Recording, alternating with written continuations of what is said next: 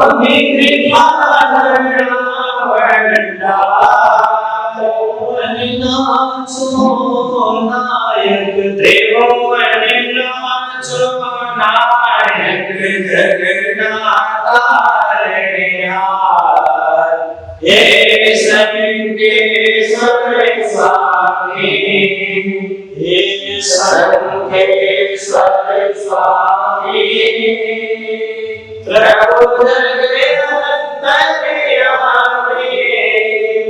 तब ने वंदन करिए दादा ने वंदन करिए शिव सुखना स्वामी हे सबके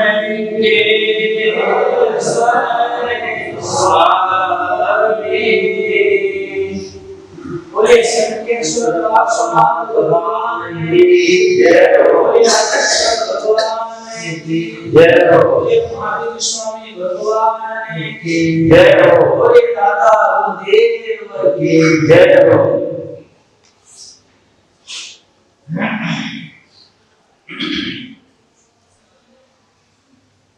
सोमवार को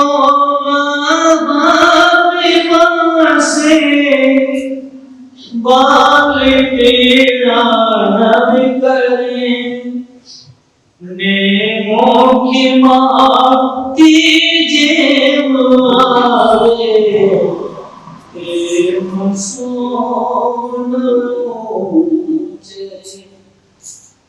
तेमज तुम्हारे पास तार के आज भोला भावती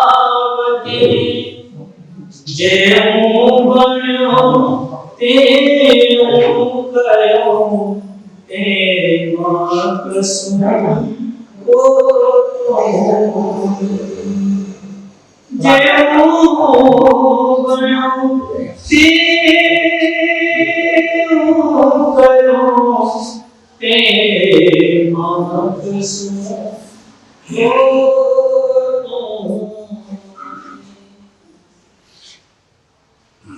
अनंत अनंतकारी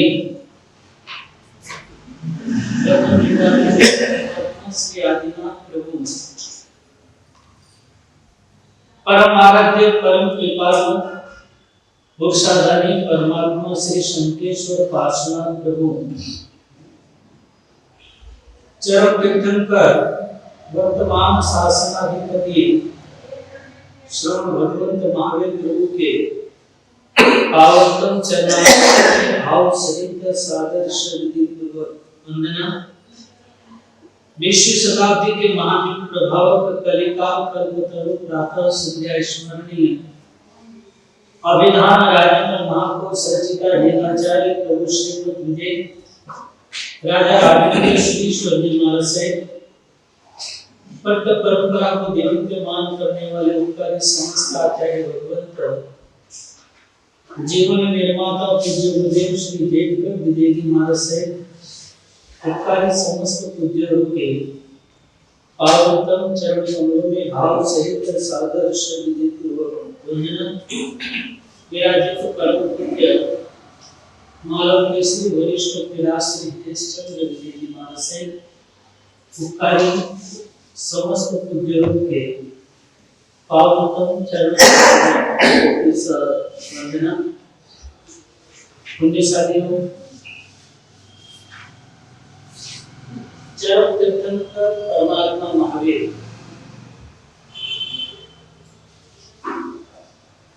परमात्मा महावीर की वर्षगा के अंदर बैठने वाले मनुष्य हो देव हो चाहे देवी हो उस वर्षगा के अंदर जब परमात्मा महावीर की अमृतमय देशना प्रारंभ होती थी तो मुख्य आधार रहता है मानव जीवन की सफल का आत्म उद्धार। परमात्मा का ये स्वार्थ नहीं था कि मैं लोगों को धर्म उपदेश तो लोग मुझे माने। परमात्मा का ये कभी ध्येय नहीं रहा कि मैं अगर अच्छे से इन्हें समझा सकूंगा तो लोग मुझे अच्छे रूप में मानेंगे। विरोधाभास की प्रवृत्तियां कई प्रकार की परमात्मा के शासन काल में भी बनी। महावीर को मानने वाले भी थे, महावीर का अपमान करने वाले भी थे। कोई सम्मान के पुष्प समर्पित करता तो कोई अपमान रूपी गालियां में भगवान को देते थे, किंतु समभाव था।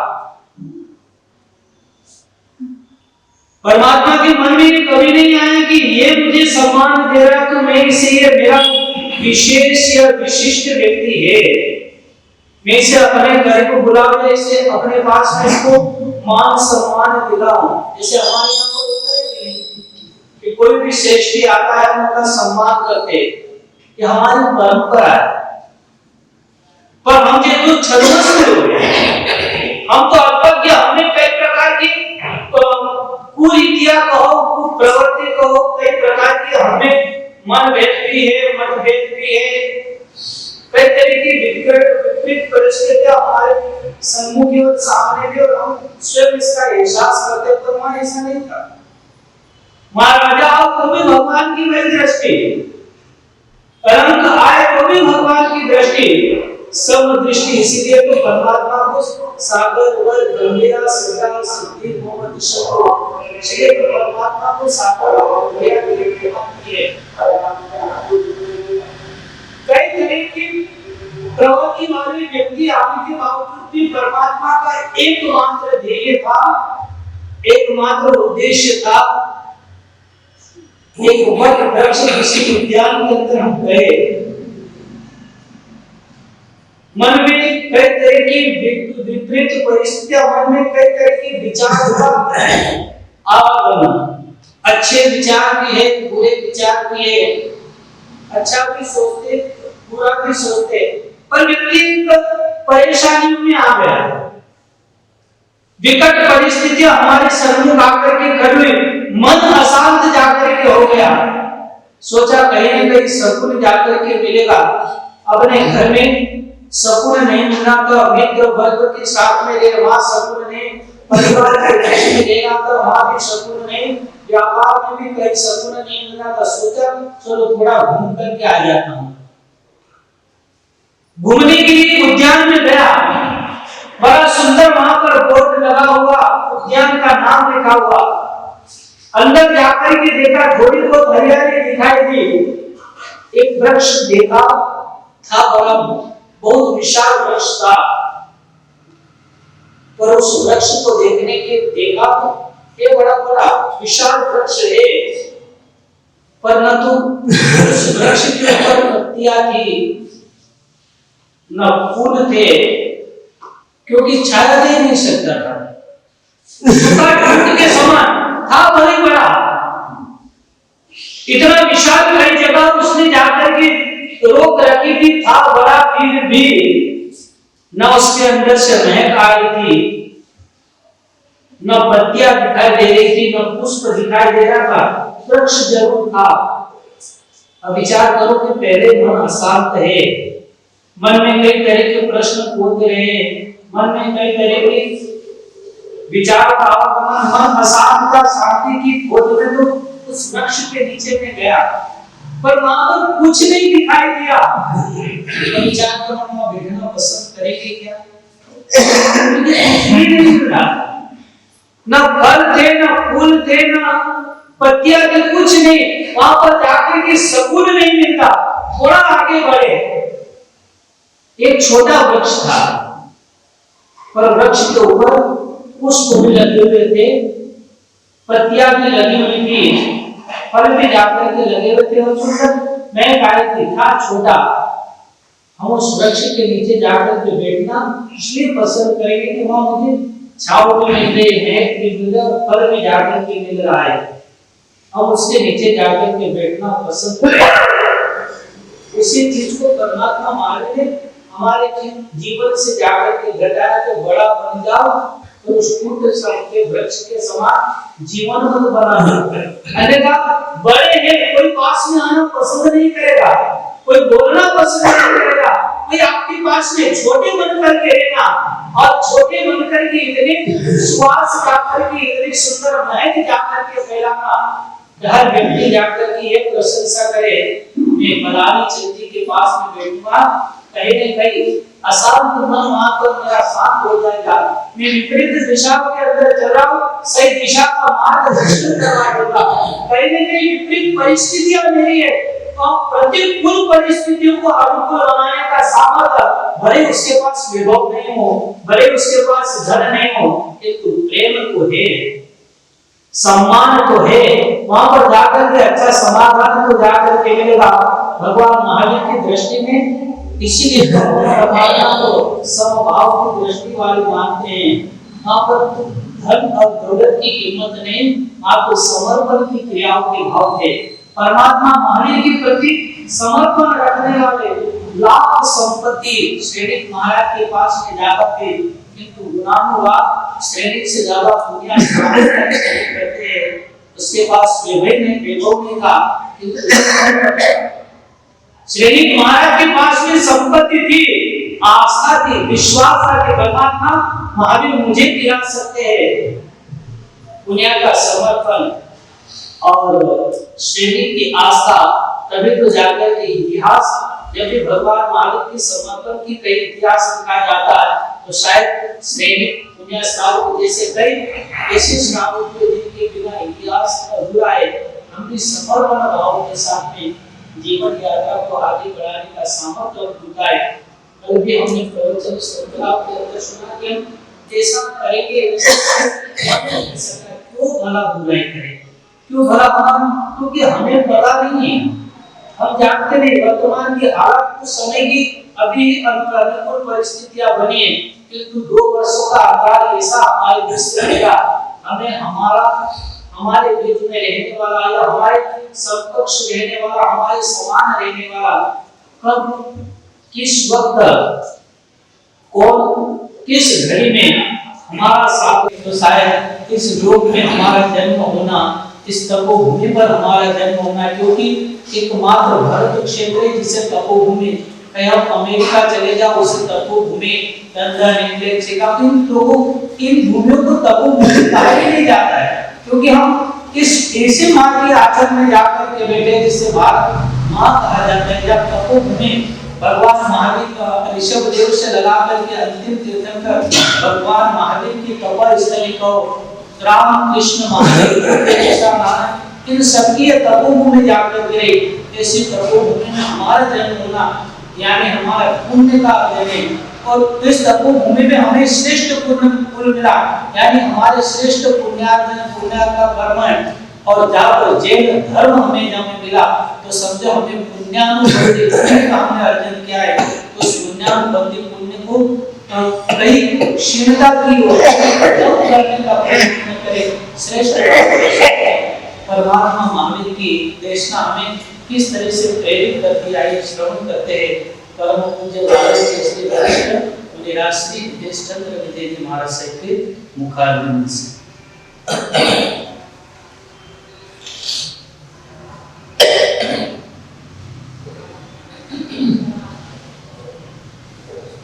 संयोगता से परिवार के अंदर खुशहाली के साथ में, प्रसन्नताओं के साथ में परिवार, प्रियजन सभी बड़ी खुशी और प्रसन्नता के साथ में जीवन यापित कर रहे थे। समय होता है, कभी बाल्य अवस्था स्थायी नहीं रहती है, न युवा अवस्था स्थायी रहती है, न वृद्धावस्था स्थायी रहती है। बाल्य से युवा, युवा से वृद्धावस्था और समय के साथ में इंसान की विदायता का समय। मिला हुआ जो समय हमारे पास में होता है, उस समय का हम जितनी अच्छी तरह से सब उपयोग कर लिया करते हैं, शायद वही समय हमारे जीवन के लिए श्रेष्ठतामय होता है। आनंदकारी में होता है। और यदि वह समय निकल जाता है तो समय कभी लौट करके वापस नहीं आता। समय लौट करके आ जाता है तब हमारे उस कार्य की करने की सामर्थ्यता हमारी समाप्त हो चुकी होती है। कार्य को करने के लिए हम तत्पर नहीं हो पाते हैं। परिवार में रहने के बाद कल भी कहा गया था, जहां पर भी रह रहे हो वहां पर बड़े प्रेम से रहने का प्रयत्न करना। परिवार में जाकर के रहने वाले समय धीरे धीरे व्यतीत होता चला गया। बेटा विवाह के योग्य हो गया। विवाह के योग्य हो जाने के बाद में माता पिताओं ने विचार किया, बेटे को जाकर के अच्छी तरह से पढ़ाया है, ग्रेजुएट बनाया है, तो इसकी पढ़ाई के अनुसार ही कोई कन्या भी ग्रेजुएट मिल जाए, पढ़ी लिखी मिल जाए तो कितना अच्छा होगा। एक बात बहुत अच्छी तरह से याद रखें, पढ़ाई कम होगी तो चल जाएगा, परंतु संस्कार कम होंगे तो नहीं चलेगा। संस्कारों की कमी होती है, वह स्वर्ग घर भी जाकर के नर्क बन जाता है, और जहां पर जाकर के संस्कार होते हैं वह नर्क सा परिवार भी जाकर के स्वर्ग में परिवर्तित हो जाता है। इसलिए जीवन के अंदर अध्ययन से ज्यादा जाकर के संस्कारों की बात कही गई है। भगवान महावीर अपापापुरी यानी कि पावापुरी की धन्य धरा पर अंतिम चातुर्मास था। उस भूमि पर जब पदार्पण हुआ, अंतिम देशना उत्तराध्ययन सूत्र के रूप में दी गई। परमात्मा ने वहां पर भी हमारे जीवन के लिए प्रतिबोधितता करते हुए, प्रेरणा देते हुए जीवन के अंदर बहुत सुंदर सी बातों का समावेशन मिलता है। पढ़ते हैं तब जाकर के लगता भी है कि महापुरुषों का चिंतन कितना गहरा और कितने डीप वाला होता है। जीवन के अंदर आपके पास में सब कुछ है, परंतु संस्कार नहीं है तो शायद जीवन हमारा अंधकार में होता है। इसलिए जीवन के अंदर, परिवार के अंदर रहना, जीवन के अंदर बहुत सी बार लोग कहते हैं कि त्याग का मार्ग यानी कि साधु का जो जीवन होता है, साधु साध्वी भगवंतों का जीवन होता है, वह उत्कृष्टतम और त्याग में जीवन होता है। उनके बराबरी हम नहीं कर सकते हैं।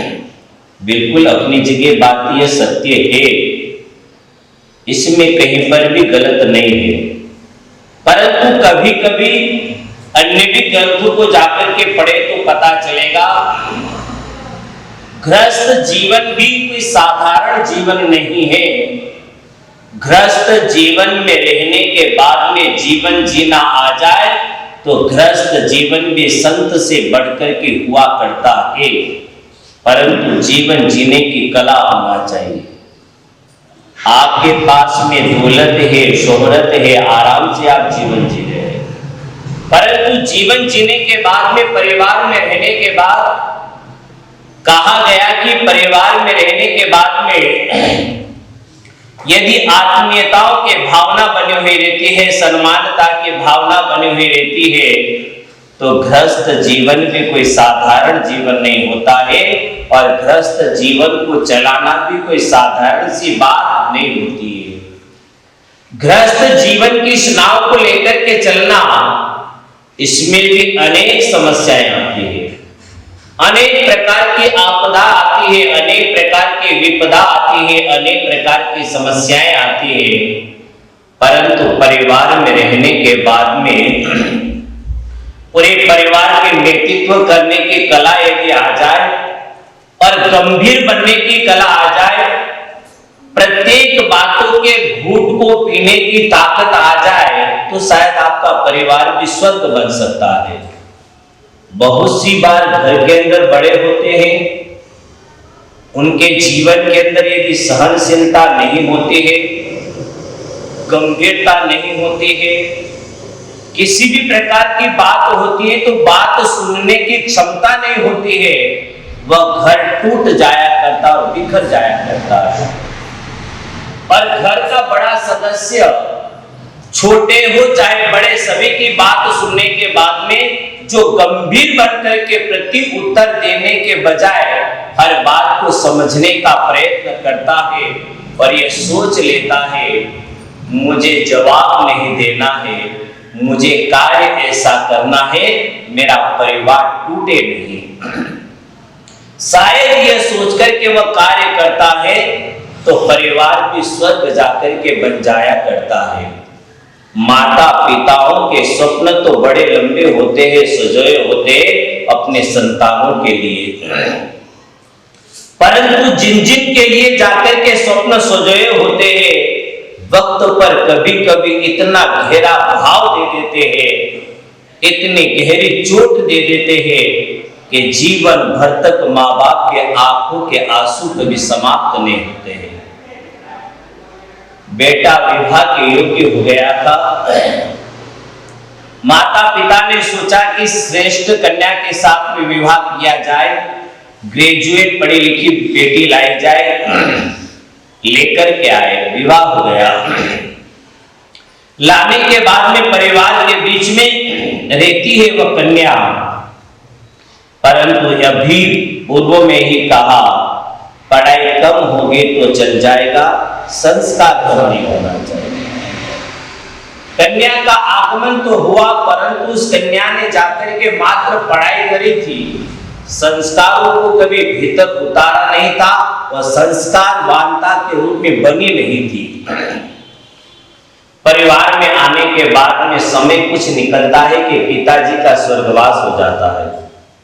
घर में जाकर के माता, बेटा और मात्र पत्नी, 3 जने वहां पर रह रहे थे। समय धीरे धीरे गुजरता चला गया और गुजरते हुए 1-8 वर्ष का ऊपर समय निकला होगा। इधर जाकर के बेटा भी पढ़ा लिखा था, वह भी अपनी एजुकेशन के आधार पर जाकर के कार्य को करता था। बहू आई हुई थी, वह भी ग्रेजुएट थी, वह भी पढ़ी लिखी थी। उसकी सोच मात्र पढ़े लिखी जो पोथी के कीड़े होते हैं, पुस्तक को पढ़ने वाले बहुत से पोथी के कीड़े बन जाते हैं, वहां तक सीमित रहते, आगे की सोच उनकी होती ही नहीं है। वहां पर भी उसने जाकर के डिग्रियां प्राप्त कर ली थी, परंतु परिवार में कैसे रहना, बड़ों को कैसे लेकर के चलना, किस समय किनको कैसे सहयोग देना, यह कला उसके पास में नहीं थी। अब माँ घर पे अकेली, माँ चाहती कि आराम से बेटा भी सुखी रहे, बेटी भी बहुत जो वह भी जाकर के सुखी रहे, आराम से जाकर के इनका जीवन यापित हो।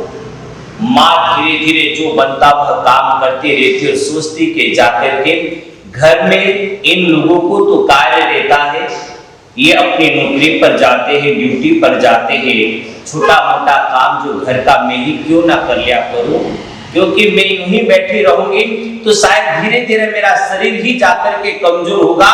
और हमेशा एक बात याद रखिएगा, शरीर को शिथिल बना दिया गया तो वह किसी भी कार्य करने के लायक नहीं बन रहेगा, और हमेशा वर्क में लगा करके रखोगे तो हमेशा स्फूर्ति शरीर में जाकर के बनी हुई रहेगी।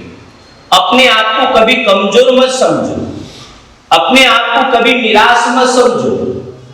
दर्द तो जीवन में आता है, वेदनी कर्म का उदय होगा तो दर्द आएगा, अंतराय कर्म का उदय होगा तो अंतराय भी आएगी। अष्ट कर्म अपने अपने हिसाब से प्रभाव दिखाते रहते हैं, परंतु लाख कैसी भी स्थिति है, अपने विल पावर को कभी कमजोर मत बनने दो। विल पावर जहां कमजोर बन जाता है वह व्यक्ति कभी अपने कार्य में सफलता प्राप्त नहीं कर पाता है। मां ने भी जाकर के सोचा कि यदि मैं उम्र के दराज पर तो चल रही हूं, फिर भी यदि जाकर के मैं बैठी रहूंगी और सोच लूंगी कि मुझसे कुछ काम नहीं होता है, तो धीरे धीरे करते करते मेरे हाथ पे कार्य का सम्मान देना, यह कला उसके पास में नहीं थी। अब समय पर जब योग बनता माँ तो सोचती कि ठीक है वो लोग थक जाते तो लेट उठते, माँ तो जल्दी उठ करके जितना बनता इतना घर का कार्य कर लिया करती थी। अब समय के साथ में सुबह सुबह होता वो पूरी सफाई आदि करती, बहू समय पर जाकर के लेट हो जाती, उठ करके जैसे आती तो लगभग सामने माँ दिखाई देती थी। अब माँ ही दिखाई देती थी तो सोच जाकर के इतनी गलत बनी हुई थी। जीवन की सोच श्रेष्ठ होती है तो अच्छे से अच्छे मार्ग भी श्रेष्ठता में बदल जाते हैं, और सोच यदि जाकर के बुरी बन जाती है तो रास्ते के हर अच्छे मार्ग भी जाकर के बंद हो जाया करते हैं। वहां पर उसकी सोच जो थी वह मां के प्रति समर्पणता की जो होना चाहिए वह समर्पणता की सोच नहीं थी। जब भी आती तो मां सामने दिख जाती, मां को देखकर के तत्काल उसे क्रोध आता। अब मां कुछ भी बोलती तो तत्काल जाकर के मां को जवाब दे देती थी, जबकि जवाब देने का अधिकार कभी भी संतानों को नहीं होता है। हमसे जो बड़े हैं उन्हें जवाब देते समय हमारी विनयता होना चाहिए, परंतु विनयता को छोड़कर के यदि जवाब दिया जाता है तो एक दिन इतनी बड़ी ठोकर खाना पड़ती है कि वक्त पर कहीं उठाने वाला भी नहीं मिलता है। बड़ों को जाकर के यदि दर्द दिया गया है, आज दर्द देकर के भले तुम खुश हो जाना, परंतु जिस दिन तुम्हारे सामने दर्द आएगा उस दिन तुम्हारा हाथ पकड़ने वाला भी कोई नहीं मिलेगा। इसलिए दुनिया को दर्द देने की बजाय हो सके तो रास्ते में कई बार रास्ते में चलते हैं अपन, बहुत सी बार देखते हैं कि हमारे आगे 8-10 कदम पर कोई व्यक्ति चल रहा था, अचानक चलते चलते कहीं बैलेंस बिगड़ गया अथवा कोई गड्ढा आ गया और बेचारा उस गड्ढे में गिरा और तत्काल नीचे गिर गया। हम पीछे थे, निकलते हैं वहां से, उस व्यक्ति को देखा हमने, परंतु फर्क इतना था कि जो गिरा था उससे आप बोलते नहीं थे, जो गिरा था उससे आप बोलते नहीं थे, आपके उसकी दुश्मनी थी। अब आपके उसकी दुश्मनी थी, बेचारा वह नीचे जाकर के गिर चुका था। हकीकत में सत्य बोलना, और गिर जाए और आप उसके पास में से निकलो तो आप उठाने के लिए भाव आएंगे आपके मन में, आप बोलते नहीं, आप दुश्मनी आप, परंतु उस व्यक्ति को उठाने के विचार आएंगे कि मैं उसे उठा दूं,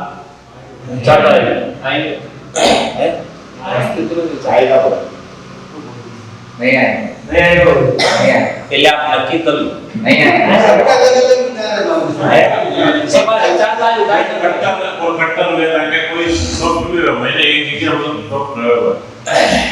मेरी बात को अच्छी तरह से पहले आप समझो, उसके बाद प्रत्युत्तर, क्योंकि दो जवाब नहीं होगा, जवाब इसका एक ही आएगा। गिरा है आपकी निगाह के सामने, परंतु जो गिरा है उसका आप मुंह देखना भी पसंद नहीं करते थे। आपके उसकी इतने वेर थे कि आपके आमने सामने कभी मिल भी जाए तो भी आप बोलना पसंद नहीं करते थे। यहाँ तक कि उसके लिए नफरता के इतने भाव भरे हुए थे कि जहां मौका मिले इसे समाप्त कर दूं, इसे दुर्भाव उस व्यक्ति के लिए भरे हुए थे। और वह व्यक्ति आपकी निगाह के सामने गिर गया हो तो फिर आप वहां पास में से निकलोगे और वह व्यक्ति वहां पर आपके सामने गिरा तो उस समय आपको प्रसन्नता होती है कि दर्द होता है?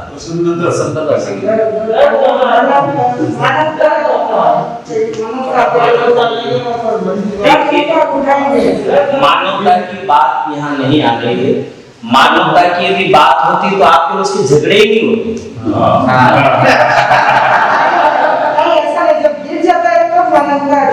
ऐसा नहीं, मानवता यदि होती है तो गिरने की बात तो छोड़ो, मानवता यदि आ जाए तो जिंदगी में ये विवाद ही पैदा नहीं होते और किसी के लिए दुर्भाव ही नहीं आए। जहां दुर्भाव नहीं आते वही तो मानवता है। जहां पर मेरा और तेरा न आए वही तो मानवता है। जहां पर हर पल चाहे हम कुछ भी अच्छे हो या बुरे हो, हर वक्त पर जिसको साथ दे वही तो मानवता है। और यदि वह है ही नहीं तो फिर वहां मानवता कहां से पैदा होगी?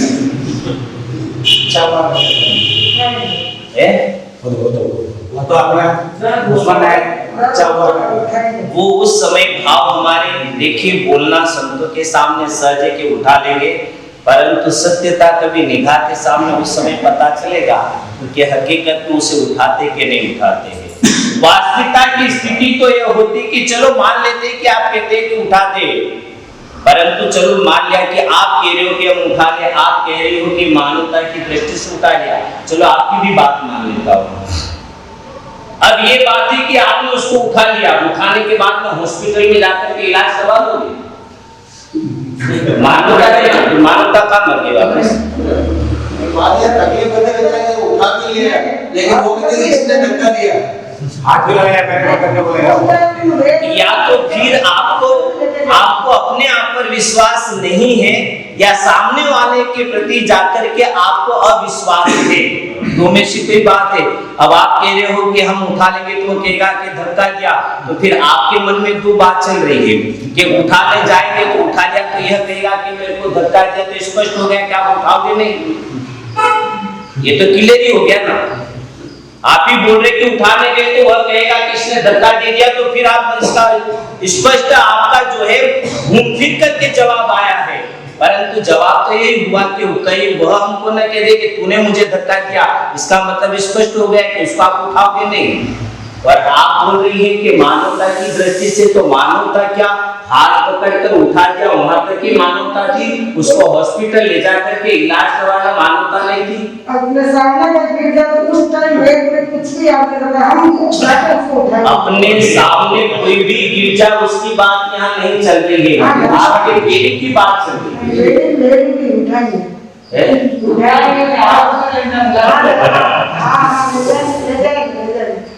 अच्छा एक बात है, चलो मैं आपसे आप ये ले जाएंगे, आप ले जाओगे तो फिर उससे विवाद क्यों करते हो? तो उस समय आएगा तो वहां देखने के बाद में क्या पता, आपको कैसे विश्वास करने की आपको दया आ जाएगी आप उल्टा पकड़ने की। विवाद करने में जो है स्वस्थ था उस समय, झगड़े करने में और तेरी मेरी करने में आपको शर्म वहां पर नहीं आई, तो कैसे मान ले कि आप उसका हाथ पकड़ करके उठा दोगे? जब स्वस्थ था तब आप उसके हाथ पकड़ने के लिए तैयार नहीं हुए, तो गिरने के बाद उठा देंगे, ये बात तो सिर्फ कहने की होती है। हकीकत पर यदि मानवता हो सकता है कि चलो आपके भीतर ऐसी मानवता आ जाए, तो परमात्मा आपको बहुत ऐसी सद्बुद्धि दे और हमेशा ऐसे गिरते हुए, परंतु इतना याद रखना कि यदि आपके मन में यह भाव है कि गिरते हुए उसको उठाना, तो फिर ये याद रख लेना कि जीवन की डायरी में पहले लिख लेना कि मैं जब तक जीऊंगी तब तक किसी से विवाद नहीं करूंगी। तो जिंदगी में कभी किसी के लिए नफरत के भाव ही नहीं बनेंगे। वास्तविकता में उस समय सत्यता तो यह है, बात चलते सभी के जवाब होते, बाकी वास्तविकता की स्थिति होती है कि गिर जाने के बाद उठाने के लिए भी जाओगे तो मन में तुम्हारा ईगो जागृत होगा, अभिमान जागृत होगा कि आखिर तो जाकर के बेटा तेरे को मैंने ही उठाया, ये तो पड़ा रहता यहीं पर, ये अभिमान आपका वहां पर बोलेगा। इस गड्ढे में तू पड़ा रहता, यहाँ पर हमारे झगड़े हुए, परंतु इस समय उठाया तो मैंने ही उठाया, मतलब मैंने ही उठाया। तो आप जो है उस समय आप नहीं रहते हैं, आपके भीतर रावण का प्रवेश होता है और अभिमान बोलता है कि बेटा तेरे को मैंने उठाया, तो पड़ा ही रहता। फिर वह कहेगा कि मैंने थोड़ी बोला था कि तू आकर उठा तो वहां पर वह उनसे कहेगा मैंने थोड़ी बोला था कि तू उठा, भला तूने आकर के मुझे क्यों उठा, तू नहीं उठाता तो मैं उठ जाता। वह जवाब पलट करके आप देखो ये दे देगा, तो फिर आप क्या करेंगे? आपकी मानवता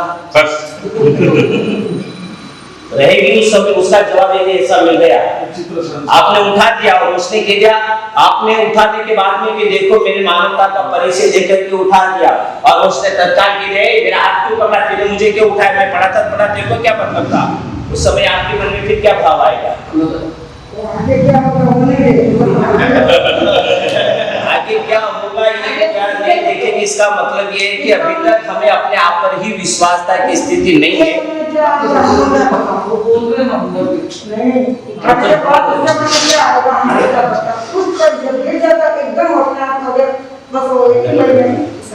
देखिए मेरी बात सुनिए,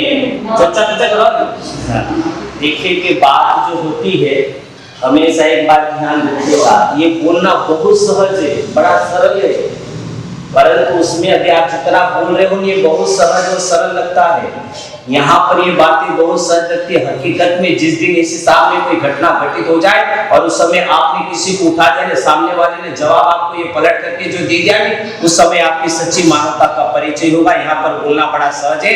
उस समय उसने तत्काल आपको कह दिया कि तुमने मेरा हाथ पकड़ करके क्यों उठाया, तुमने उठाते तो भी मैं उठ जाता। उस समय आपका जवाब उस समय क्या निकले, आप ही बोल रहे हो कि वह उस समय में जो बोलना क्या पता उसका, तो उस समय हो सकता है कि उसके भाव बदले तो आपके भी भाव बदल सकते हैं। वह कुछ बोले तो आप भी गलत बोल सकते हो, आपकी भी स्थिति हो सकती है। इसलिए पहले हमारी स्थिति को सुधार ले, क्योंकि हम बोल देते हैं कि उठा लेंगे, परंतु बात बहुत सहज है कहना, परंतु गिरने के बाद में सामने चेहरा देखते ही मन में आता है बहुत अच्छा हुआ जो गिरा, अच्छा हुआ गिर गया। क्या हुआ तो कि फ्रैक्चर तो नहीं हुआ, अरे फ्रैक्चर हो जाता तो और अच्छा होता। भाव वही बनते हैं, क्योंकि मनुष्य है, मन ही मनुष्याणाम कारण बंधो मोक्ष है। जीवन में मन के अंदर एक परिणतियां चलती रहती है। किसी ने हमारा बुरा किया हुआ होता है तो उसके प्रति हमारे दुर्भावना पैदा हो ही जाती है, और यदि दुर्भावना पैदा ना हो तो फिर हम महावीर के निकट क्यों ना पहुंच सके, हमारी ताकत है। परंतु दुर्भाव आखिर वह गिर गया, उसे जाकर के उठाने के भाव होते हैं, परंतु वहां पर देखने के बाद में सबसे पहले विचार आता है, क्योंकि आपने सोचा कि मैं मानवता की दृष्टि से उठा लूंगा, उसके मन में कहीं पर भाव आ गया और उसने आपके मन में मानवता के भाव आए, उसके मन में मानवता के भाव आए कि नहीं आए या आपको क्या पता, उसने पलट करके आपको जवाब दे दिया। उस समय मुझे जवाब दिया है, आज के बाद जिंदगी में ये भले कुएं में भी गिर जाए तो नहीं निकालता, क्योंकि जवाब वहां पर मिलता है तो दर्द तो पैदा होता है।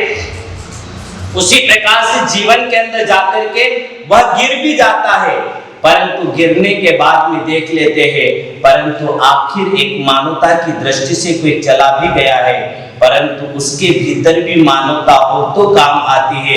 हमारा फर्ज तो हम अदा कर लेते हैं, परंतु मानवता का फर्ज फिर ये बोलता है कि तुमने यदि जाकर के उठा लिया है, उसने तुम्हें गालियां दे दिया, कुछ भी कह दिया, पलट करके तुमने जवाब नहीं दिया, और घर आने के बाद में भी तुम्हारे मन में उसके प्रति द्वेष नहीं आया, घर आने के बाद में तुम्हारे मन में यह आ गया हो कि हे परमात्मा उसे स्वस्थ कर देना, वो प्रसन्न हो जाए, शायद ये तुम्हारे मन में भाव आ जाए तो हकीकत में तुम्हारी मानवता का परिचय होगा। नहीं तो घर आने के बाद में सोच लो मैंने तो हाथ पकड़ करके उठाया और ऊपर से मुझे गाली दे रहा था, मुझे अपमानित कर रहा था, आज के बाद भले कुछ भी हो जाए मैं ऐसा काम नहीं करूंगा या नहीं करूंगी, तो आप हकीकत में जो बंधन नहीं करते उससे भी ज्यादा सोच के द्वारा पाप का बंधन जिंदगी में कर लिया करते हो। आखिर घर में जाकर के जो बहू थी, माँ हमेशा सामने आती, अब माँ को देखकर के उसके मन में जो है ईर्ष्या होती थी, क्योंकि उसने मात्र पोथी पढ़ी थी परंतु संस्कारों को नहीं पढ़ा था, और संस्कारों को नहीं पढ़ने के कारण जाकर के जो है वहां पर वो माँ को देखने के बाद में बड़ी क्रोधित होती थी, और बात जैसे माँ सोचती कि चलो बेटी आगे वापस इसे ड्यूटी पर जाना है, माँ तत्काल उसके लिए खाने आदि की व्यवस्था करती, तो जाकर के वह बहू जो है बेटी की तरह उससे रखती थी, परंतु वह समझने के लिए तैयार नहीं, माँ को फटकार देती, मन चाहे जो शब्द कह देती, परंतु सोचती माँ कि ठीक है ये नादान है, बालक है, कोई बात नहीं, आज नहीं तो कल समझ जाएंगे, वह कुछ जवाब नहीं देती। परंतु इस विवाद को बढ़ते बढ़ते समय बढ़ता चला गया। आखिर जाकर के जो है उसने जाकर के पत्नी ने जाकर के अपने पति से बोला कि देखो अब मैं इस घर में नहीं रहूंगी। उसने कहा कि क्या हुआ, घर में नहीं रहेंगे, हमारे घर में है कौन, माँ और अपन 2-3 जने तो है, तो जब भी होता है सुबह में उठकर जाती हूँ बाहर, सबसे पहले आपकी माँ मेरे सामने आती है। शब्दों पर ध्यान देना, आपकी माँ मेरे सामने आती है, ये तो स्पष्ट हो गया कि आपकी माँ मतलब मेरे लिए कुछ भी नहीं, आपकी माँ मेरे सामने आती है, और आपकी माँ का मुंह देख करके मैं जाती हूँ तो जहां भी जाती हूँ मेरे काम अच्छे नहीं होते। जबकि एक बात महापुरुषों ने कहा है ये सुकून शास्त्र जो होते हैं ना, सुकून देखने का, के सामने कोई मिले करे तो माँ यदि सामने हो तो माँ से बढ़कर के दुनिया का कोई सुकून ही नहीं होता है। परंतु माँ के सुकून के बाद में भी लोग सोच लेते हैं, वहां पर उसने सोच लिया क्योंकि पिताजी का स्वर्गवास हो गया था, इसलिए सोचा कि ये तो जाकर के इस प्रकार से सुहागिन नहीं है, इसके सुकून लेकर के मैं कहा जाऊं। परंतु माँ तो माँ होती है, उसके सुहागिन हो या न हो वह नहीं देखा जाता। माँ के तो भीतर का वात्सल्य देखा जाता है और माँ के भीतर का प्रेम देखा जाता है, चाहे उसका सुहाग है या नहीं उसे कोई मतलब नहीं। परंतु माँ यदि सामने आती है तो दिल से दुआएं निकलती है, दिल से आशीर्वाद निकलता है और हमेशा आशीर्वाद देते हुए कहती है, जा बेटा तू सफल हो और हर कार्य में तुझे सफलता की प्राप्ति हो। यह हृदय का उसका रुदन भले होता है, वह भीतर समा लेती है परंतु जीवा पर नहीं आने देती है। आखिर वहां पर पत्नी ने अपने पति से कहा कि मुझे तो नहीं रहना है, बस इस प्रकार से रोज की ये झंझट मुझे पसंद बिल्कुल भी नहीं है। समझाने की कोशिश करी परंतु जाकर के बेटे की स्थिति, एक तरफ माँ है एक तरफ पत्नी है, दुविधा में सरोते के बीच सुपारी जैसी स्थिति बन गई उसकी। माँ की मानो तो पत्नी को छोड़ना, पत्नी की मानो तो माँ को छोड़ना, परिस्थितियां में गुजरने लगा। आखिर सोचा कि क्या करे। उसी समय जाकर के जो है नवयुवक जो था वह भी माँ की कदर नहीं कर पाया, बेटा भी माँ की कदर नहीं कर पाया। पर कदर नहीं करने के बाद में अपनी पत्नी के पास में जाकर के बैठा और बोला कि ये रोज की तेरी झंझट और इस प्रकार से अपने को अन्य कोई काम नहीं करना, एक काम मैंने सोचा है, वहां जाकर के उस कार्य को अपन कर ले तो ठीक रहेगा। उसने कहा कि क्या सोचा, तो कि एक अपना घर बना हुआ है। अपना घर वह था जहां पर जाकर के वृद्धाश्रम बना हुआ था, जिस वृद्धाश्रम का नाम था अपना घर, जहां पर जिसका कोई घर नहीं उसका वह घर वहां था। जो माँ बाप को पालने वाले ने उन सभी को जाकर के वहां पर सभी को पाला जाता था और उसका नाम था अपना घर। उसने जाकर के पत्नी से कहा कि एक काम करते, माँ को ले जाकर के अपना घर जो है वहां जाकर के छोड़ देते हैं। उसने कहा कि ठीक है, घर से बाहर कर दो इनको। बेटा भी पत्नी के कहने में आ गया और आने के बाद में माँ से जाकर के बातचीत प्रेम से करी और कहा कि माँ चलो अपन चलते हैं। माँ ने कहा कहाँ जाना है बेटा, तो कहीं नहीं माँ, अपना घर है वहां चलना है।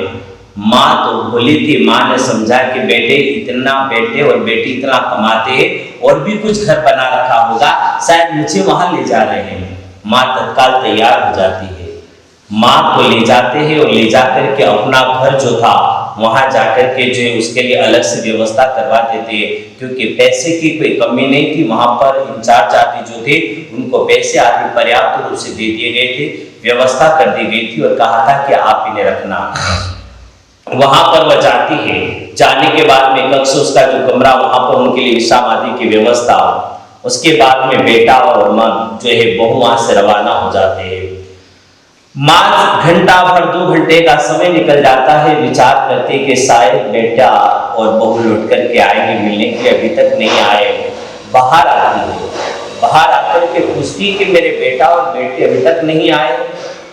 उस समय इंचार्ज जो महोदय थे उन्होंने कहा कि अरे माँ, यहाँ पर आने के बाद में कोई किसी को पूछने के लिए नहीं आता है, उन्हीं को यहाँ पर लाया जाता है जिसको घर में नहीं पूछा जाता है, जिनका सम्मान नहीं होता है उन्हें ही तो यहाँ पर लाया जाता है।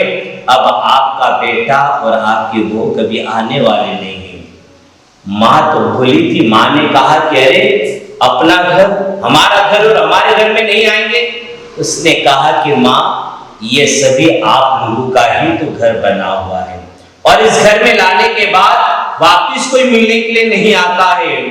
माँ को बिठा करके सब समझाया गया, तब जाकर के वृद्धा माँ को सब बातें समझ में आई। उसके बाद में बेटा एक बार आता है, माँ से नहीं मिलता है और 10,000 रुपये ले जाकर के इंचार्ज महोदय को दे देता है और कहता है कि 10,000 रुपये ले जाकर के मेरी माँ को दे देना। माँ को देने का बोला, उसने कहा ठीक है। वो ऐसे के ऐसे कागज में कपड़े में पैक कर दिए गए और 10,000 रुपये जाकर के माँ को दे दिए गए कि आपके बेटे ने ये राशि भिजवाई है। तो कि बेटा कहाँ? तो कि बेटा आया था परंतु वो मुलाकात से जल्दी थी कि जाना था, इसलिए उसने कहा कि बाद में आऊँगा। क्योंकि कभी कभी ऐसी संस्थाओं के संचालन करने वाले जो होते हैं उन्हें भी काफी झूठ बोलना पड़ता है, और झूठ इसलिए बोलना पड़ता है क्योंकि सत्य बोलते हैं तो वहां पर रहने वाली आत्माओं को दर्द बहुत होता है, इसलिए उन्हें झूठ बोल करके वह दर्द न हो इसलिए उन्हें खुश रखने का प्रयत्न करना पड़ता है। आखिर वहां पर प्रेम से उन्होंने समझा करके दे दिए, परंतु माँ धीरे धीरे सब कुछ समझ चुकी थी। माँ ने वही पैसे से संभाल करके रखे। समय पर जाकर के बीच में बेटे का जन्मदिन आता है। माँ को अच्छी तरह से याद कि मेरे बेटे का जन्मदिन आ रहा है। तत्काल वह जाती है इंचार्ज महोदय के पास में, कहती है मेरे बेटे को फोन लगा दो, आज मेरे बेटे का जन्मदिन है, मुझे बात करना है। फोन लगाया गया। फोन लगाने के बाद में कहा कि हम जो है अपना घर यहाँ से बोल रहे हैं, आपकी माता आपसे बात करना चाहती है। बेटे ने कह दिया कि एक काम करना, आप बोल देना कि मैं बाद में बात करूंगा, काम में हूँ।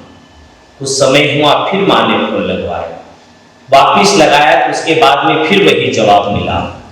माँ का मन कहीं पर भी गवाह नहीं दे रहा था, चाहे कैसी भी स्थिति आ जाए माँ बाप हर दर्द को उठा लेते हैं परंतु संतान को कभी दर्द में रहने नहीं देते हैं। इसीलिए तो माँ बाप भगवान का रूप हुआ करते हैं। भगवान को एक बार पूजने में देर हो जाए तो कोई बात नहीं, परंतु माँ बाप को नहीं पूजा तो दुनिया में तुम्हारे मनुष्यत्व का कोई अधिकार और मनुष्यत्व का कोई परिचय ही नहीं होगा।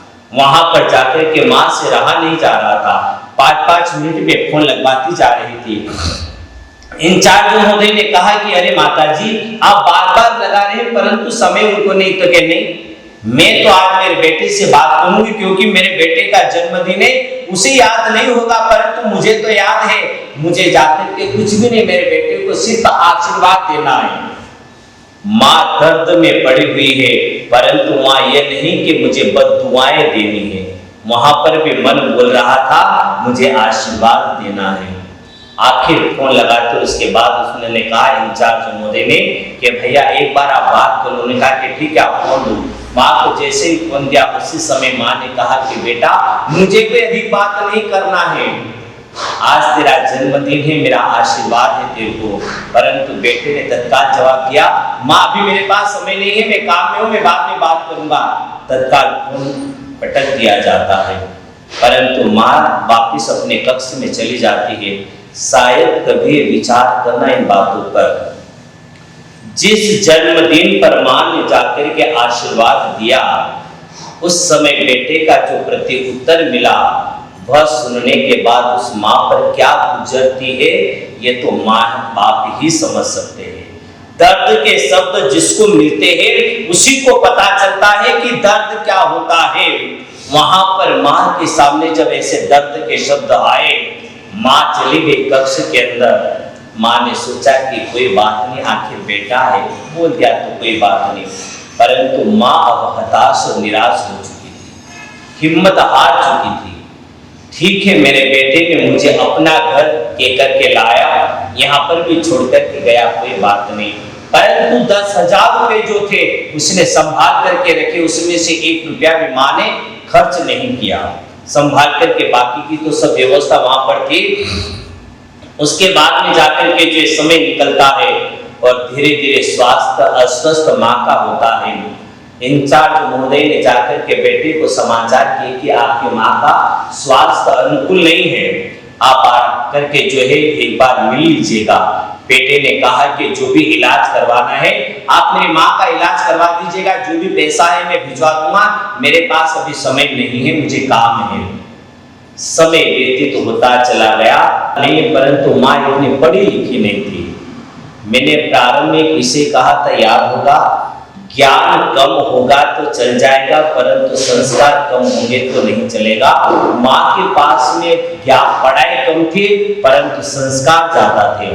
उसी वक्त उन्हें लिखना नहीं आता था। इंचार्ज महोदय जो थे वहां से उन्होंने बुलाया और कहा कि एक काम है मेरा। उन्होंने कहा कहो माता जी क्या काम है? मुझे लिखना पढ़ना नहीं आता है, मैं कुछ बोलना चाहती हूँ, कुछ कहना चाहती हूँ, मैं जो बोलूँ आप लिख दीजिएगा, बस वो कागज तैयार कर दीजिएगा। उन्होंने कहा कि ठीक है, आप बोलिए। माँ के जो विचार थे उसमें कोई लंबे विचार उसने नहीं लिखे, संक्षिप्तता की बात थी वह लिखवा ली। और लिखवाने के बाद में माँ ने वह कागज ले लिया और कागज लेने के बाद में 10,000 की जो गड्डी थी उस गड्डी के अंदर जाकर के वह कागज भी रख दिया, ऊपर से पुनः कागज और कपड़े में पैक करके सुरक्षित रख दिए। और उसके बाद में इंचार्ज महोदय को बुला करके कहा, इस गड्डी को संभाल करके रखना, जब भी कभी समय आए, मेरा बेटा आए तो उसे देने के लिए आवश्यकता लगेगी, देना है उसे। समय पर जाकर के अचानक माँ का स्वास्थ्य अस्वस्थ हो जाता है और माँ का स्वर्गवास हो जाता है। इंचार्ज महोदय ने जाकर के समाचार किए। समाचार करने के बाद में कहा कि आपकी माताजी का स्वर्गवास हो गया है। बेटे ने समय पर आने का जो एक फर्ज था वह भी वहां पर भी अदा नहीं कर पाया। उसी समय जाकर के वहां पर अपना घर जो था वहां पर उनकी व्यवस्था, कहीं पर यदि संभालने वाले होते तो फिर वहां जरूरत कहाँ होती। इसलिए उन्होंने अपना फर्ज अदा किया और उस माँ का अग्नि संस्कार अपना घर में रहने के कार्यकर्ताओं ने मिलकर के उनका अग्नि संस्कार कर दिया। अग्नि संस्कार हो जाता है, उसके बाद में संध्या तक लौट करके बेटा आता है। आने के बाद में पूछता है कि क्या हुआ, तो कहा कि ऐसी बात है। और पूछता है तो उन्होंने कहा, क्योंकि वह बात देख करके इंचार्ज महोदय के हृदय में भी उस बेटे के प्रति एक नफरतता के भाव आ गए थे कि अरे दर्द की भी कोई सीमा, परंतु ऐसी स्थिति कि माँ का स्वर्गवास हो गया, उस समय में भी बेटा आने के लिए तैयार नहीं है। उसी समय इंचार्ज महोदय ने कहा कि भैया, आप लोगों के जैसे लोगों के लिए अपने घर में पैर रखने के लिए हमारे यहाँ जगह नहीं है, आप जैसे लोग हमारे घर में नहीं आए। और उसी वक्त माँ ने जो था उन्होंने कहा कि लो, आपकी माँ ने जाते जाते ये देकर के गई, इसे ले जाओ। वह जैसे था तो क्या है, क्योंकि ये हमें पता नहीं और अधिक चर्चा मैं आपसे करना नहीं चाहता हूँ, आप इसे ले जाइए। लेकर के चला गया। जाने के बाद उसने जाकर के खोला तो जो पैसे थे वही पैसे यथावत थे और उसके अंदर एक कागज था। देखा तो कह रही है 10,000 मैंने दिए थे, ऐसे कैसे ये पैसे थे।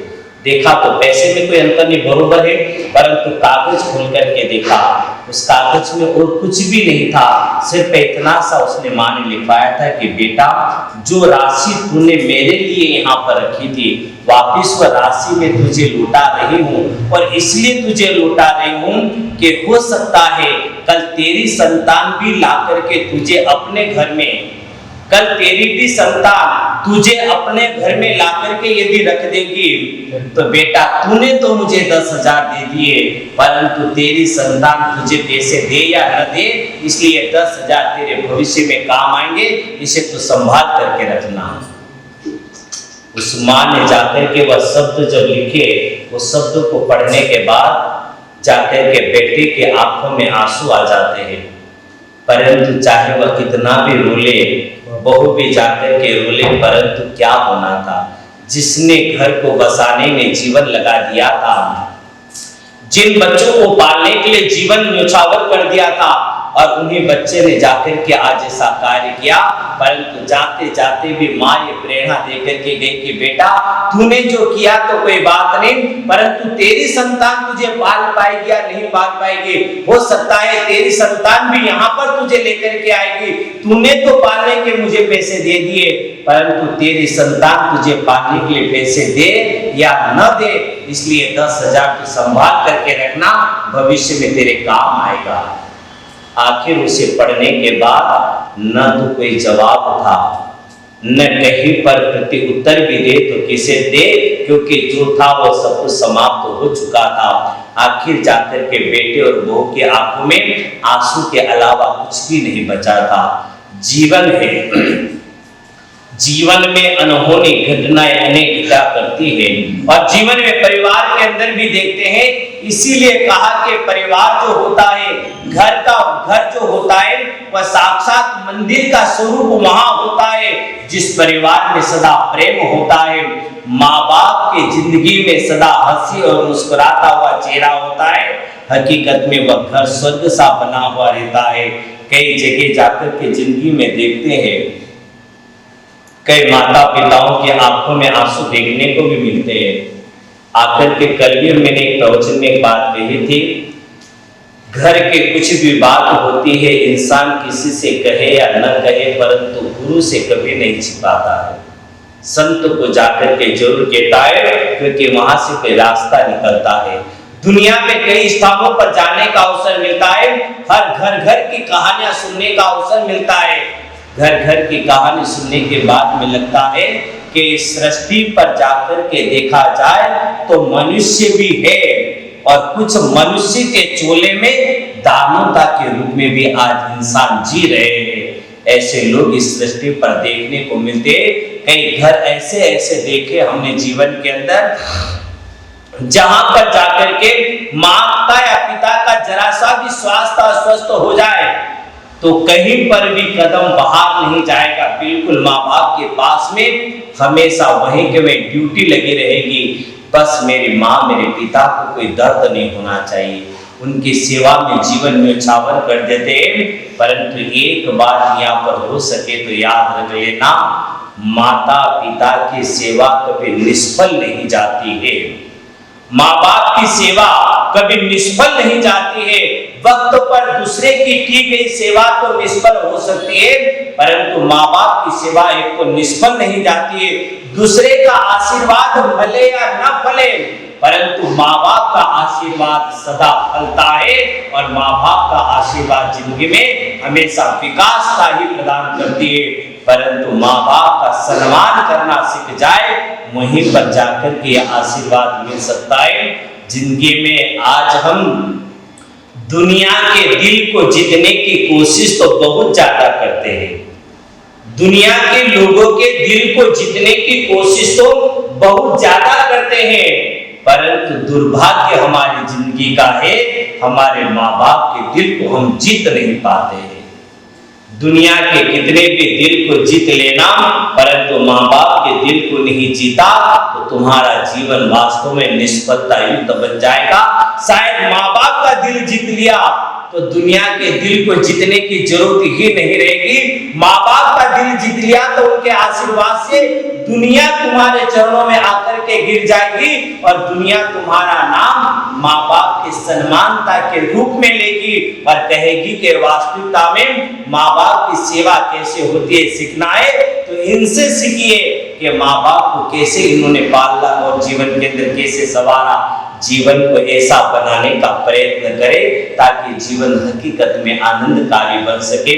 परिवार है, परिवार के अंदर जाकर के जो है सभी अपने घर के अंदर रहने वाले बड़े बुजुर्ग आदि है, देखे कि अवस्था जीवन की चलती रहती है, परंतु जीवन के अंदर जितना अपना फर्ज और दायित्व बनता है उसे निभाते हुए कोशिश यह करें कि जीवन के अंदर सभी का जीवन बहुत आनंदकारी बन सके। परंतु उसमें भी विशेष करके ये ध्यान रखना, हमारे यहाँ पर ऐसा नहीं कि भगवान की पूजा का कहा गया है, भगवान की पूजा का तो कहा गया है, परंतु देखिए कि रात को भी चर्चा हुई थी, दिन में भी चर्चा हुई थी। हमें कल भी हमने इतनी चर्चा करी, जो भी बात विचारों को आपने सुनाई होगा, अपनी अपनी विचारधारा होती है। हम तो जनरली हमारा दोनों भाइयों का एक ही विशेष प्रेरणा रहती है कि जीवन के अंदर भगवान के मंदिर में तुम पूजा करने के लिए, हम प्रवचनों में रहते, मंदिर में चातुर्मास आदि होते, सब रहते समाज, उसके बीच में भी कई बार भगवंत साधु साध्वी भगवंत के सामने भी अवसर आता है तो वहां पर भी मौका मिलता है। और यह बात हम ही नहीं सभी गुरु भगवंतों के मुंह से निकलता है कि तेरे पास में पूजन के कपड़े पहने हुए थे, तेरे पास में पूजन के कपड़े पहने हुए हैं और तू भगवान की पूजा करने के लिए जा रहा है। और जैसे निकल रहा था उसी वक्त माँ ने या पिता ने आवाज लगा दी, बेटा मुझे दवाई दे दे। तो पहले जाकर के उसे दवाई दे देना, उसके बाद में फिर तू मंदिर में जाना। कि ऐसा नहीं, ये जवाब मत दे देना कि गोली कोई भी दवाई कोई भी दे देगा, मैं तो भगवान की पूजा करने के लिए जा रहा हूँ। तो यदि ऐसी स्थिति में चला भी गया है तो भगवान भी वो पूजा स्वीकार करने के लिए तैयार नहीं होता है। वह भी कहता है कि घर के माँ बाप जीते जागते भगवान का जो सम्मान न कर सका, वह भला मेरा क्या करेगा।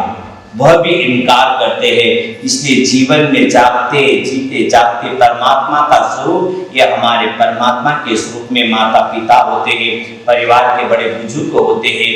उनको जितना हम जाकर के सम्मान देंगे, शायद हमारे संतानों से हमें उम्मीद रखने की जरूरत नहीं है।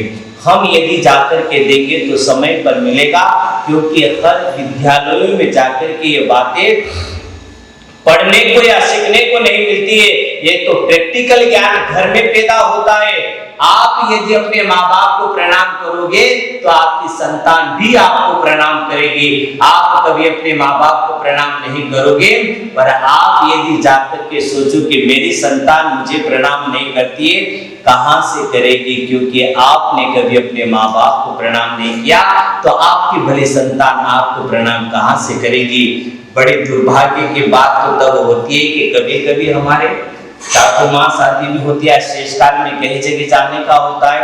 बहुत से लोगों को देखा है, सत्य है परंतु कटु है, कड़वा है, बुरा लग सकता है, परंतु सत्यता की बात है।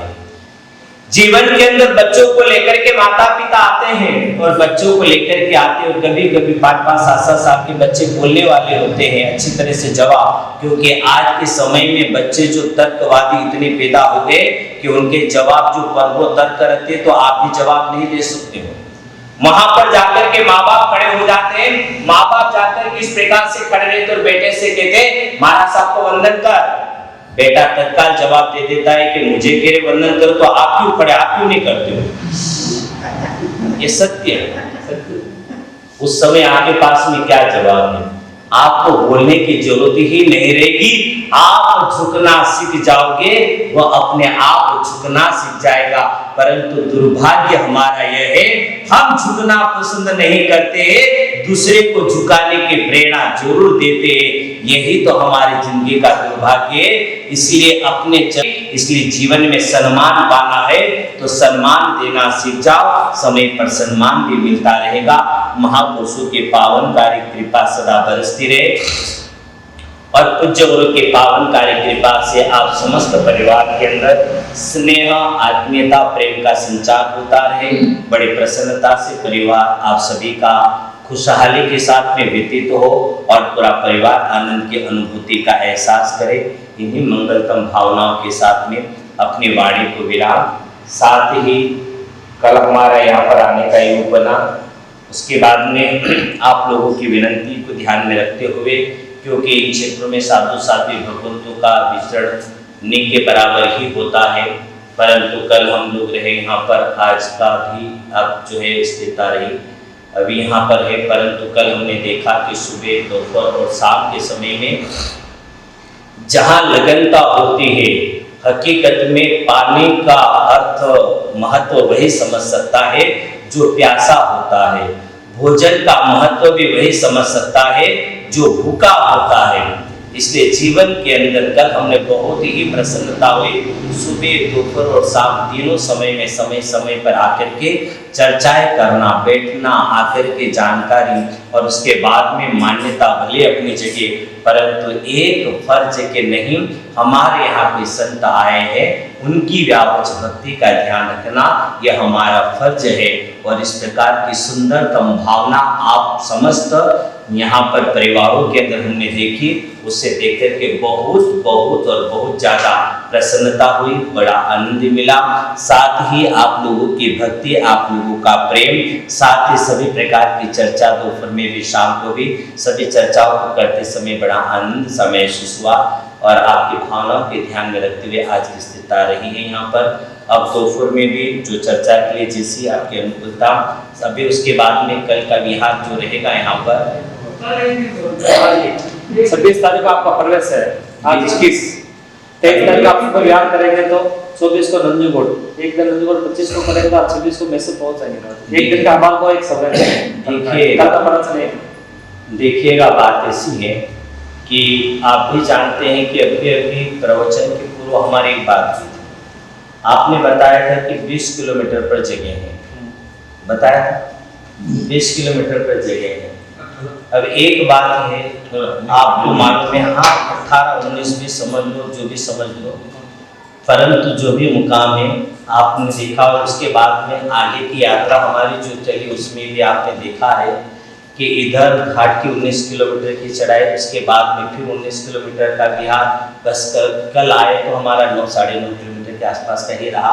परंतु आगे जो हमको 26 तारीख को प्रवेश है, परंतु 25 तारीख को हमें 1 किलोमीटर की दूरी पर हमें जाकर के रुकना है, क्योंकि 26 तारीख की पूरी तैयारियां वहाँ पर जो चल रही है, गुरु सप्तमी महोत्सव गोदशमी का कार्यक्रम, इस कार्यक्रम को लेकर के, और साथ ही बेंगलुरु से आगंतुक गुरु भक्त जो मुहूर्त लेने के लिए आ रहे हैं, उन सभी का आगमन और वहाँ पर मंगल प्रवेश आदि का रहेगा।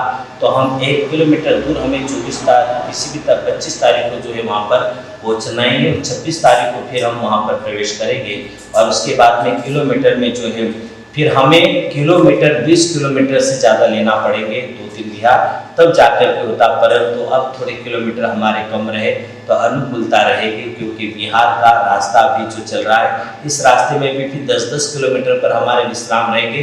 तो आगे हमें कहीं न कहीं 20 से 25 किलोमीटर का बिहार तो लेना ही पड़ेगा, तब जाकर के हम पहुँच सकते। परंतु शारीरिक स्थिति को भी ध्यान में रखना है, इसलिए समय पर बिहार आराम से हो सके और मन संतोषजनक स्थिति में भी हो सके, इसलिए हमें आगे भी पहुंचना है। पर वहाँ पर मैसूर के अंदर आयोजित कार्यक्रम में 15 दिन की स्थिरता रहेगी, परंतु निरंतर कार्यक्रम वहाँ पर रहेंगे।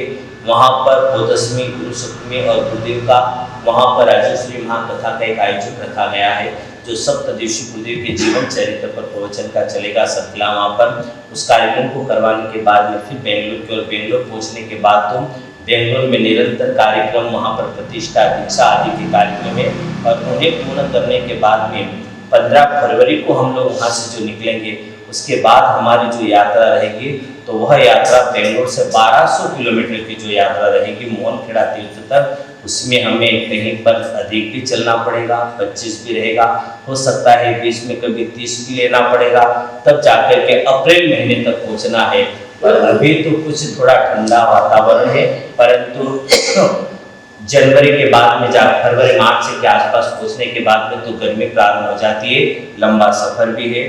परंतु यह जरूर है, देखिए देश काल भाव की स्थिति के साथ में संभवतः 23 या 24 में बेंगलुरु आने की संभावना है, कारण कि अभी हम जो प्रतिष्ठा का कार्यक्रम जो परिवार करवा रहा है, वह एक चलित प्रतिष्ठा भी हम करेंगे।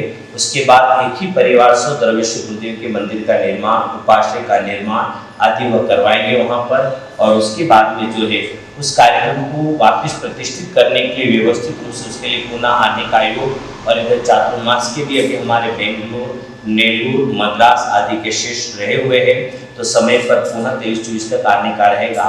तो निश्चित रूप से हमने जो अनुभव किया इन क्षेत्रों में, तो जरूर उस समय पर देश का भाव की स्थिति को ध्यान में रखते हुए समय पर जब भी आना होगा, तो चामराजनगर तो हमेशा स्थायी मन और मस्तिष्क में रहेगा। हम कभी इसे भूल नहीं पाएंगे। 2 दिन का समय जो मिला है, परंतु 2 दिन के समय के अंदर जो आप लोगों का स्नेह, आप लोगों की आत्मीयता, आप लोगों की भक्ति जो हमने देखी, उसे देखकर के मन बड़ा प्रफुल्लित है, आनंदित है और प्रसन्नचित्त है। निश्चित रूप से चाहे हम किसी भी कोने में जाएंगे, परंतु चामराजनगर हर वक्त जीवा पर रहेगा। शायद प्रवचनों में मैं कई बार मनावर का उदाहरण देता हूँ, रात्रि को भी चर्चा हुई थी, जहाँ पर आज पूरा गांव नानालाल जी महाराज साहब का, परंतु 4 चातुर्मास हमने वहाँ पर कर लिए, और सुख शांति के साथ में कोई मान्यता में विवाद नहीं, प्रेम के साथ में आज वातावरण बना हुआ है। और हर वक्त वह जीवा पर आता है कि संग हो तो ऐसा होता है कि संग में जाकर के एकता बन जाए, तो पूरे समाज के विवाद ही समाप्त हो जाए। और वही स्नेह वर्षों के बाद में हमने यदि कोई देखा, तो चामराजनगर के अंदर हमें वह प्रेम देखने को मिला है। निश्चित रूप से ये सदा जीवन के पटल पर रहेगा, इसे हम कभी भी भूल नहीं पाएंगे। समय पर जैसा योग बनेगा तब पुनः आने की भावना जरूर रखते हैं, परंतु अभी समय का अभाव है, लंबी यात्रा भी थोड़ी रहेगी, इसलिए किलोमीटर फिर बहुत लंबे। देखिए मेरे तिसवारी की अस्वस्थता रहती है, परंतु मैं व्हील चेयर, परंतु लघु भ्राता को तो बिहार करना ही रहता है, इसलिए समय पर यात्रा रहेगी। फिर पुनः जब योग बनेगा तब देखिए समय पर आने की भावना रखते हैं, परंतु अभी समय कम है, इसलिए क्षमा याचना चाहेंगे सबसे।